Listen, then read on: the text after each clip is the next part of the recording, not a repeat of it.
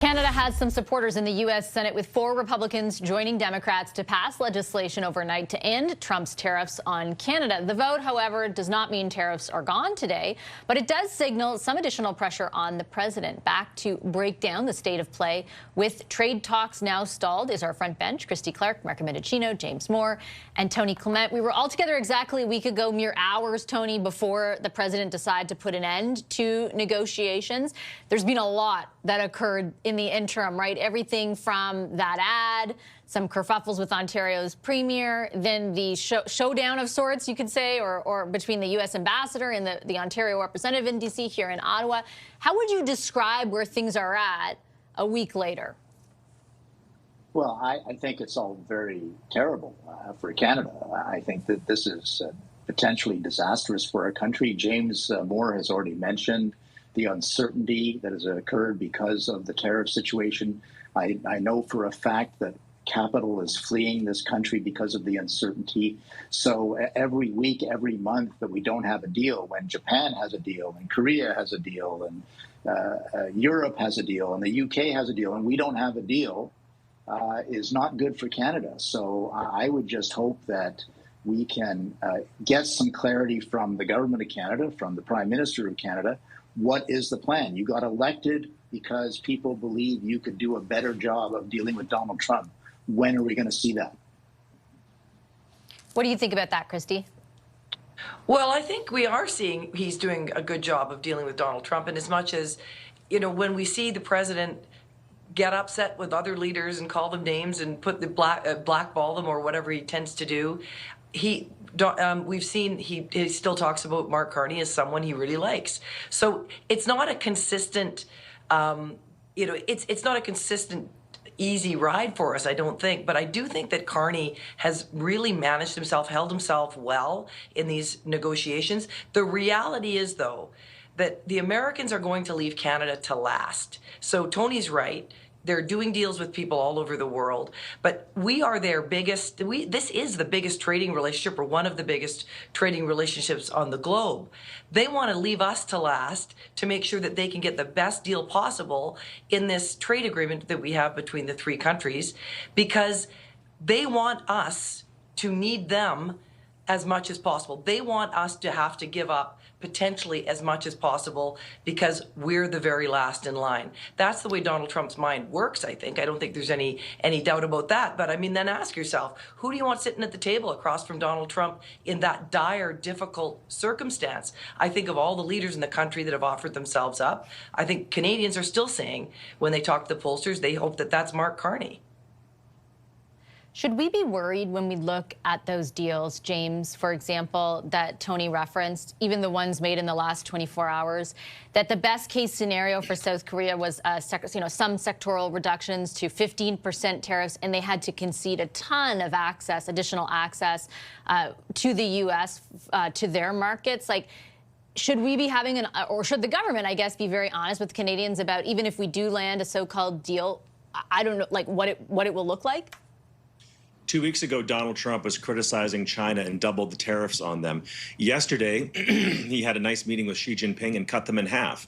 So if we arrive at a, quote, deal with regard to tariffs, and we decide as Canadians to walk away from a generation's worth of commitment to having tariff-free access 2 ways between Canada and the United States and also with Mexico, if we decide to walk away from that and normalize tariffs with the United States, what's to say that if we have that new deal and we land on it, that a year from now, or a year and a half from now, or any time in the next 3 years when Donald Trump is still president, and imagine that the tariff surplus or the trade surplus for Canada continues to grow after we have a settlement of that tariff agreement, that Donald Trump doesn't just turn around and impose new tariffs. So I don't know that, frankly, an agreement with this president on tariffs is necessarily worth that much. What really matters is CUSMA. Tony mentioned we need to have an agreement. We do have an agreement. We have CUSMA. We have the Canada-U.S. free trade agreement, which needs to be re-examined, and we have to have that relationship move forward. But also with the United States, let's not forget this thing that's really important.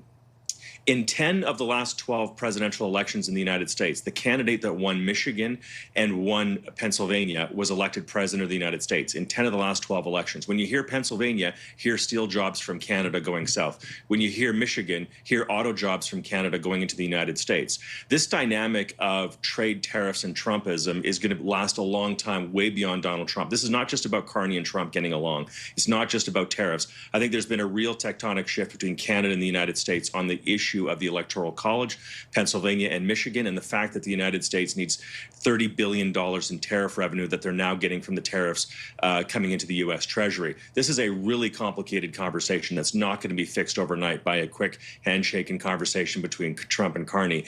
And I think that anybody thinks that this is just about getting a deal with a guy whose word doesn't really seem to mean very much in the form of the president, I think is playing, I think, a quick game and fooling themselves about the nature of the threat that we have in solidifying an independent Canadian economy. And I wonder, like, as I listen to that, Marco, I think about how worrying that is actually for CUSMA. Because right now, what is insulating our economy from the worst of it is the protections afforded to us through that free trade agreement. You know, we're counting on a process unfolding that is spelled out in the agreement, you know, in the way that it is spelled out. Can we actually count on that? Well, I think we have to continue to follow the process and fight hard to protect the principles that are under CUSMA, which, again, leverage the integration of our two economies, the labor resources that exist on both sides on critical sectors like auto and steel and others. And I do want to pick up on what James said, because while the vote in the Senate yesterday was largely symbolic, I think it signals that there is a shift in the vocal support from within the Republican ranks when it comes to protecting the principles of CUSMA and trade with the United States and Canada. And I was thinking about, you mentioned the four Republican senators. Two of those Republican senators are in Kentucky, and it struck me that there's nothing like a crisis in bourbon shortage coming to Canada to unite two Republican senators and break ranks with Trump to show their support for Canada. So I think three things need to happen. One, we obviously need to continue to fight hard for the best possible deal for Canada, and that is something that the president has acknowledged that Mark Carney is doing, and doing very well at the world-class level. He is fighting hard. He is a tough negotiator. Two, we've got to make sure that we are diversifying our trade, and that's why the Prime Minister is in Asia as we speak, and he's announced that we've advanced a trade deal with ASEAN. I think that's very important. But third, and perhaps most importantly, and this brings us back to the budget, is we've got to double down on getting things done in Canada. Getting energy to market, making sure that we build out, whether it's with regards to LNG, or whether it's with regards to critical minerals, or whether it's regards to the Ring of Fire. You name it, we've got to get shovels in the ground, and by doing all those three things, that's how we can project prosperity and certainty going forward. The only thing, the only small caveat, Tony, is that all of that will take a long time. And in the meantime, it feels very, very difficult to inoculate ourselves from the hits that keep coming from the United States. No, and we're, as the panel has said, we're quite vulnerable. That is absolutely true, and it's a very complicated relationship. That also is true. But the clock is ticking.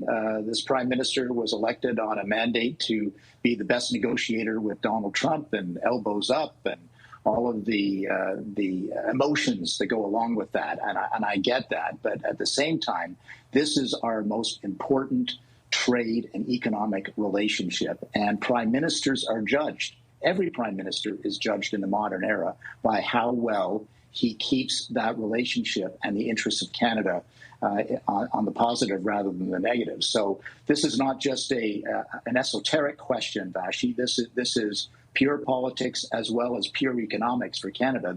This issue has to be solved, even partially solved, sooner rather than later. Mm-hmm. Last word to you, Christy. Well, I think, it will. We know it will resolve itself some way or another. And I think the challenge that Prime Minister Carney has he set expectations too high? Are people expecting too much of him? Are people going to just assume that he's underperformed, even in a really impossible situation? I think, we started out talking about election. In a bizarre sense, if Mark Carney is seen to have overshot and overpromised and underdelivered in this, I think that's when the Liberals become vulnerable, and I think that's when, not this Christmas, I think that's when you're likely to see an election. Perhaps in the spring. No, we'll start a pool. I'm just thanks, everybody. I really appreciate the discussion. Christy Clark, Marco Mendicino, James Moore, and Tony Clement.